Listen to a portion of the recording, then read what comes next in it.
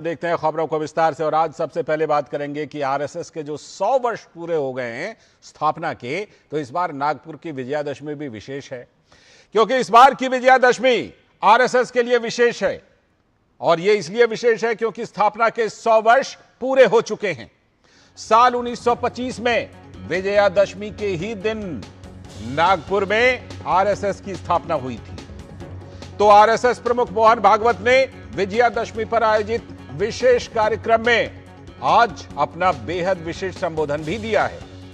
संघ प्रमुख ने ट्रंप के टैरिफ से लेकर पहलगाम में आतंकी हमले तक का उल्लेख किया और इसके साथ ही भारत के पड़ोस में जो हाल में बांग्लादेश से लेकर नेपाल में जो विरोध प्रदर्शन हुए उसका भी जिक्र किया।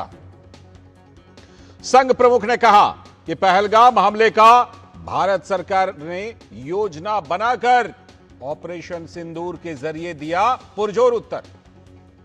साथ ही मोहन भागवत ने कहा स्वदेशी पर निर्भर रहने और आत्मनिर्भरता पर ध्यान केंद्रित करने की आवश्यकता है। और मोहन भागवत ने खासतौर पर नई पीढ़ी के लिए कहा कि नई पीढ़ी में लगातार बढ़ रही है देशभक्ति की भावना और अपनी संस्कृति के प्रति आस्था और विश्वास, और इसके पुख्ता प्रमाण भी मिल रहे हैं, जो अच्छी बात है। लेकिन चेतावनी भी दी, आगाह किया कि भारत में उपद्रवों को चाहने वाली शक्तियां देश विदेश में सक्रिय हैं। इसीलिए आरएसएस प्रमुख ने देशवासियों को सावधान भी किया। और नागपुर में आयोजित आज के कार्यक्रम में प्रमुख अतिथि रहे पूर्व राष्ट्रपति रामनाथ कोविंद। तो पूर्व राष्ट्रपति रामनाथ कोविंद ने आरएसएस की 100 वर्षों की यात्रा की जमकर प्रशंसा की है। और याद कीजिए, कल प्रधानमंत्री नरेंद्र मोदी भी दिल्ली में आयोजित एक कार्यक्रम में शामिल हुए थे और वहां पर प्रधानमंत्री ने आरएसएस की जमकर प्रशंसा की थी और कई बड़ी बातें प्रधानमंत्री ने भी कही थी। तो प्रधानमंत्री नरेंद्र मोदी ने कल आरएसएस की प्रशंसा करते हुए क्या कुछ कहा था, सबसे पहले इसे सुन लीजिए। जिसने कभी कटुता को जन्म नहीं दिया, वो है प्रत्येक स्वयंसेवक का लोकतंत्र और संवैधानिक संस्थाओं में अडिग विश्वास। जब देश पर इमरजेंसी थोपी गई तो इसी एक विश्वास ने हर स्वयंसेवक को ताकत दी, उसे संघर्ष करने की क्षमता दी। इन्हीं दो मूल्यों, समाज के साथ एकात्मता और संवैधानिक संस्थाओं के प्रति आस्था ने संघ के स्वयंसेवकों को हर संकट में स्थित प्रज्ञ बना के रखा, समाज के प्रति संवेदनशील बनाए रखा। साथ ही प्रधानमंत्री नरेंद्र मोदी ने राष्ट्रीय स्वयंसेवक संघ पर होने वाले हमलों और उसके खिलाफ साजिशों का भी जिक्र किया। पीएम ने कहा कि इन सब के बावजूद संघ ने कटुता को पास नहीं आने दिया और देश सेवा में लगातार जुटा रहा। आजादी की लड़ाई के समय देखें तो परम पूज्य डॉक्टर हेडगेवार जी समेत अनेक कार्यकर्ता ने स्वतंत्रता आंदोलन में हिस्सा लिया। डॉक्टर साहब कई बार जेल तक गए। आजादी की लड़ाई की कितने ही स्वतंत्रता सेनानियों को संघ संरक्षण देता रहा, उनके साथ कंधे से कंधा मिलाकर काम करता रहा। 1942 में 1942 में जब चिमूर में अंग्रेजों के खिलाफ आंदोलन हुआ तो उसमें अनेक स्वयंसेवकों को अंग्रेजों के भीषण अत्याचार का सामना करना पड़ा। आजादी के बाद भी हैदराबाद में निजाम के अत्याचारों के खिलाफ संघर्ष से लेकर गोवा के स्वतंत्रता आंदोलन और दादरा नगर हवेली की मुक्ति तक संघ ने कितने ही बलिदान दिए और भाव एक ही रहा, राष्ट्र प्रथम। लक्ष्य एक ही रहा, एक भारत श्रेष्ठ भारत। और आज जो नागपुर में विशेष कार्यक्रम हुआ है, विशेष विजयादशमी है, स्थापना के 100 वर्ष पूरे हुए हैं, तो आरएसएस प्रमुख ने अपने विशेष संबोधन में पहलगाम में हुए आतंकी हमले पर भी बात की और कहा कि ऑपरेशन सिंदूर के जरिए किस तरह से सरकार ने इस हमले का मुंहतोड़ जवाब दिया। पिछले साल एक दुर्घटना पहलगाम की भी हुई। हमला हुआ सीमा पार के आतंकियों के द्वारा। 26 भारतीय नागरिकों की उनका धर्म पूछकर हत्या की। लेकिन उसके चलते सारे देश में प्रचंड दुख और क्रोध की लहर पैदा हुई। पूरी तैयारी करके सरकार ने, हमारी सेना ने उसका बहुत पुरजोर उत्तर दिया। सारे प्रकरण में हमारी नेतृत्व की दृढ़ता, हमारी सेना का शौर्य, कौशल्य और समाज की एकता और दृढ़ता का एक उत्तम चित्र प्रस्थापित हुआ।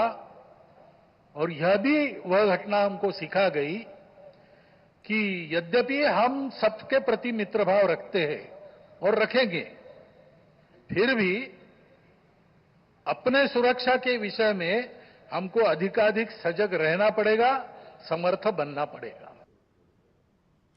साथ ही मोहन भागवत ने टैरिफ के बारे में भी बात की। उन्होंने कहा कि अमेरिका के द्वारा लगाए गए अनुचित टैरिफ की मार सभी को पड़ रही है। साथ ही उन्होंने कहा कि हमें निर्भरता को मजबूरी नहीं बनने देना होगा, इसीलिए हमें आत्मनिर्भर बनना होगा। कि अभी हाल में अमेरिका ने जो नई टैरिफ नीति अपनाई, उनके अपने हित के लिए अपनाई होगी, लेकिन उसकी मार तो सभी पर पड़ रही है। विश्व का जीवन परस्पर निर्भरता से ही चलता है, परंतु ये निर्भरता मजबूरी में न बदल जाए। हमको इसको मजबूरी न बनाते हुए जीना अगर है तो स्वदेशी और स्वावलंबन का कोई पर्याय नहीं। हमको आत्मनिर्भर होना पड़ेगा, स्वावलंबी जीवन जीना पड़ेगा। और आज का जो विशेष कार्यक्रम है, इसमें पूर्व राष्ट्रपति रामनाथ कोविंद मुख्य अतिथि थे। तो उन्होंने आरएसएस की प्रशंसा करते हुए कहा कि आरएसएस पवित्र और विशाल वटवृक्ष के समान है। निरंतर आगे बढ़ता हुआ संघ एक पवित्र और विशाल वटवृक्ष की तरह अपनी जड़ों तथा शाखा प्रशाखाओं के माध्यम से भारत के लोगों को एकता, गौरव और प्रगति की संजीवनी तथा छाया प्रदान कर रहा है। डॉक्टर मोहन भागवत जी भारतीय परंपरा के अनुपम व्याख्याता होने के साथ साथ आधुनिकता और संस्कारों का समन्वय करने वाले एक दूरदर्शी सामाजिक वैज्ञानिक भी हैं। उनके साथ हुई अपनी अनेक भेंट वार्ताओं में मुझे उनकी राष्ट्रनिष्ठा, क्रियाशीलता और समावेशी व सृजनात्मक नेतृत्व के नए आयाम देखने को मिले हैं। मुझे जैसे एक सामान्य स्वयंसेवक को इस ऐतिहासिक अवसर से जोड़ने के लिए मैं संघ का हृदय से आभार व्यक्त करता हूं। साथ ही पूर्व राष्ट्रपति रामनाथ कोविंद ने कहा कि महात्मा गांधी जी ने भी आरएसएस की प्रशंसा की थी। संघ में व्याप्त समरसता, समानता और जाति भेद से पूरी तरह मुक्त व्यवहार को देखकर महात्मा गांधी भी बहुत प्रभावित हुए थे, जिसका विस्तृत विवरण संपूर्ण गांधी वाङ्मय में मिलता है। गांधी जी ने 16 सितंबर 1947 को दिल्ली में आयोजित राष्ट्रीय स्वयंसेवक संघ की रैली को संबोधित किया था और कहा था कि वे वर्षों पहले संघ के संस्थापक डॉक्टर हेडगेवार के जीवन काल में संघ के एक शिविर में गए थे। गांधी जी संघ के शिविर में अनुशासन, सादगी और छुआछूत की पूर्ण समाप्ति को देखकर अत्यंत प्रभावित हुए थे। तो आरएसएस के ये जो 100 वर्ष पूरे हुए हैं, तो इस बार की विजयादशमी भी विशेष है। क्या कुछ इस विजयादशमी में विशेष है, सीधे चलते हैं नागपुर, जहां हमारे संवाददाता योगेश शीतल हमारे साथ जुड़ चुके हैं इस पर और ज्यादा जानकारी देने के लिए। योगेश, सबसे पहले तो यही बताइए कि विजयादशमी तो हर बार वहां पर उसका समारोह होता है, क्योंकि विजयादशमी के दिन ही 100 साल पहले आरएसएस की स्थापना हुई थी। लेकिन इस बार क्योंकि आरएसएस के 100 वर्ष पूरे हुए हैं, तो इस बार की क्या विजयादशमी वहां पर नागपुर में कुछ विशेष दिख रही है, कुछ अलग दिख रही है क्या? देखिए लालचंद, विजयादशमी को लेकर जैसा कि सुनील आम्बेकर जो कि अखिल भारतीय प्रचार सभा के अध्यक्ष है, कल उनसे हमारी बात भी हुई थी। उन्होंने कहा था कि किस तरीके के आयोजन जो है देश के हर एक हिस्से में आरएसएस द्वारा किए जा रहे हैं, साथ में जो अन्य उसके अनुषंगिक संगठन है उनके द्वारा भी, जैसे गोष्ठियां हैं, सेमिनार है, बैठक है, ये सब जो है, ये सब आम कार्यक्रम जो है वो बेसिकली किए जा रहे हैं। अगर विशेष तौर पर बात करें नागपुर की, क्योंकि नागपुर एक तरीके से कर्मभूमि रही है, बहुत सारे अभियान जो है वो नागपुर ने देखा है, आंदोलन देखा है, इस संगठन की शुरुआत हुई है यहाँ से। तो हेडगेवार खुद यहाँ से फिजिशियन थे, बड़े डॉक्टर थे यहाँ के, जो उन्होंने जब नींव डाली थी इस संगठन की, जो वटवृक्ष बन चुका है, जैसा कि अगर रामनाथ कोविंद के शब्दों में अगर कहें तो ये एक बड़ा सा आयोजन जो है वो नागपुर में भी दिखा। और आज जब सवेरे करीब 7:30 बजे जब कार्यक्रम शुरू हुआ था, तो उस वक्त जितनी बड़ी संख्या में लोग आए थे, कई देशों के जो डिप्लोमेट्स थे वो वहां पे थे, जो डेलीगेट्स थे वो तो वहां पे थे ही थे, और इसके अलावे कई जो नागपुर के प्रतिष्ठित लोग हैं वो वहां पे थे, जैसा कि आमतौर पर हर साल होता आया है। रामनाथ कोविंद जो कि पूर्व राष्ट्रपति रहे हैं, काफी सक्रिय रहे हैं वो। अगर आप देखें 1991 में जब वो पहली बार चुनाव लड़े थे उत्तर प्रदेश में, उस वक्त का उन्होंने रेफरेंस किया कि किस तरीके से उस वक्त वो भारतीय जो आरएसएस है वहां उनके वॉलंटियर्स के संपर्क में आए थे, और क्या छवि बनी थी संघ की उनके सामने, और किस तरीके से फिर धीरे धीरे करके जो है वो उनका रिश्ता संघ के साथ प्रगाढ़ होता गया। तो उन्होंने वो जो अलग अलग पद चिन्ह थे, जो अलग अलग माइलस्टोन थे, उसका भी उन्होंने जिक्र किया। अब अगर आप सीधे जो बिंदु पे आएंगे, जो कि आज मोहन भागवत ने अपनी जो उद्बोधन में कहा, तो देखिए 2-3 चीजें काफी महत्वपूर्ण रही अगर आप आरएसएस के पॉइंट ऑफ व्यू से देखें, क्योंकि विजयादशमी की सभा में जो कहा जाता है उसको आरएसएस का ऑफिशियल स्टैंड माना जाता है, संघ का जो है आधिकारिक मत जो है वो माना जाता है। देखिए 2 चीजें बहुत इंपॉर्टेंट रही। अगर घरेलू के हिसाब से, अगर आप डोमेस्टिक हिसाब से देख लीजिए, डोमेस्टिक पॉइंट ऑफ व्यू से देखिए, तो उन्होंने एक चीज कहा कि जो यूएस टैरिफ की बात, जिसकी बात आपने की कि यूएस टैरिफ की जो बात की, उसमें उन्होंने कहा कि हमें स्वावलंबी होना जरूरी है। ये स्वावलंबी अगर आप देखेंगे, संघ की तरफ से स्वावलंबन की बात कही गई है, और लगातार जो पीएम मोदी भी कई मंचों से कहते आए हैं कि मेक इन इंडिया हो, वोकल फॉर लोकल हो, खरीदारी जो है वो घरेलू चीजों की हो, इसका विशेष ध्यान दिया जाए।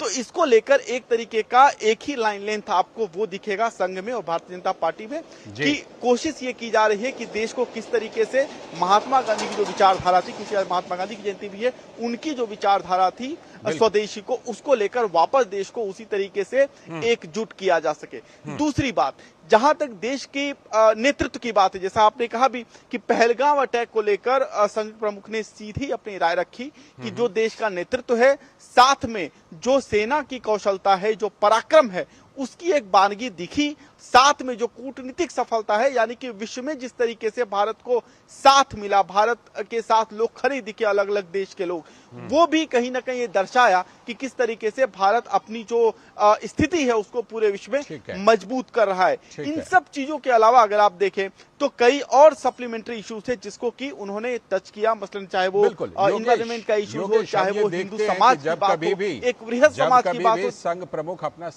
संबोधन देते हैं तो वो तमाम जो बड़े मुद्दे, यहां तक कि जो ज्वलंत मुद्दे होते हैं, उनको भी वो अपने संबोधन में शामिल करते हैं। उन्होंने सब चीज को शामिल किया, टैरिफ को शामिल किया, नेपाल बांग्लादेश में जो हुआ उसको भी शामिल किया अपने संबोधन में।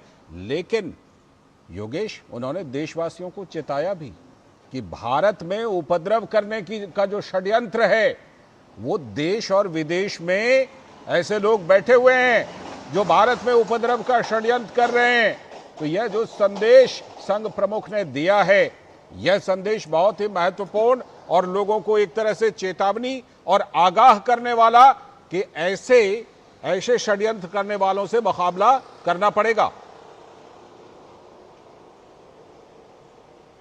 देखिए, उन्होंने ग्रामर ऑफ एनार्की की बात की, जो कि बाबा साहब आंबेडकर के शब्द हैं, क्योंकि जिस तरीके से अराजक फैलाकर कोशिश की जा रही है कि सत्ता को बदलने की कई जगहों पर, उसका उन्होंने कहा कि उन्होंने अपनी राय इस पर स्पष्ट रखी कि ऐसा कभी भी हो नहीं पाया, व्यवस्था बदली नहीं है। अलग बात है कि एक निरंकुश शासक से हटके दूसरा निरंकुश शासक वहां पर आया है, या फिर जो वहां की अर्थव्यवस्था है या पूरी स्थिति वो चरमरा गई है, लेकिन वो जो ऑब्जेक्टिव जिसको बोलते हैं, जो उद्देश्य बोलते हैं, वो पूरा नहीं हो पाया है। और इस तरीके से वो कभी भी नहीं हो पाता है। सड़क पे निकलना, आगजनी करना, चीजों को तहस नहस करना, अपनी ही देश की संपत्ति को खराब करना, चाहे वो नेपाल हो, बांग्लादेश हो, या फिर जो भारत के और जो समीपवर्ती जो पड़ोसी देश है वहां पे जो दृश्य देखा गया पिछले कुछ समय में, आप इसको चाहिए तो कुछ और जगहों से जोड़ कर भी देख सकते हैं। हालांकि ये बात उन्होंने कही नहीं, इसे मुझे नहीं लगता इसका इंटरप्रिटेशन ज्यादा करना सही होगा, लेकिन जो उन्होंने कहा कि जो आसपास के देश है वहां पे ये चीज नहीं हो पाए, चाहे कई तरह की साम्यवादी क्रांतियां भी कहीं आई, लेकिन अभी ऐसा लगा नहीं कि उस क्रांति के बाद चीजें जो है वो अच्छी हो गई, या फिर ऐसा लगा कि पूरी तस्वीर बदल गई, चीजें फिर वैसे ही रह गई और नेतृत्व सिर्फ रिप्लेस हो गया, यानी आपने एक ही जगह बी आ गया, चीजें वैसे ही रह गई, तो कोई ऑब्जेक्टिव हासिल नहीं हुआ। इसका उन्होंने निदान ये बताया कि जो ये रास्ता है वो बेसिकली लोगों से ही होकर जाता है, क्योंकि समाज का निर्माण, राजनीति का निर्माण जो है वो लोगों से होकर जाता है। इसीलिए अगर चीजें बदलनी है तो लोगों को अपने स्तर पे बदलना होगा, और संघ जो है यही संघ का अध्याय है, यही संघ का पाठ है जो कि संघ अपने स्वयंसेवकों के माध्यम से समाज को देता है। बिल्कुल, और लोगों में भी सबसे बड़ी भूमिका किनकी? युवाओं की। तो युवाओं का भी उन्होंने उल्लेख किया और इस बात पर संतोष व्यक्त किया कि युवाओं में देशभक्ति, संस्कृति बढ़ रही है, इसके प्रमाण लगातार मिल रहे हैं। बहुत बहुत धन्यवाद जुड़ने के लिए योगेश, और इस पूरे मामले पर जानकारी देने के लिए। तो हमारे संवाददाता योगेश शीतल नागपुर से जुड़े थे।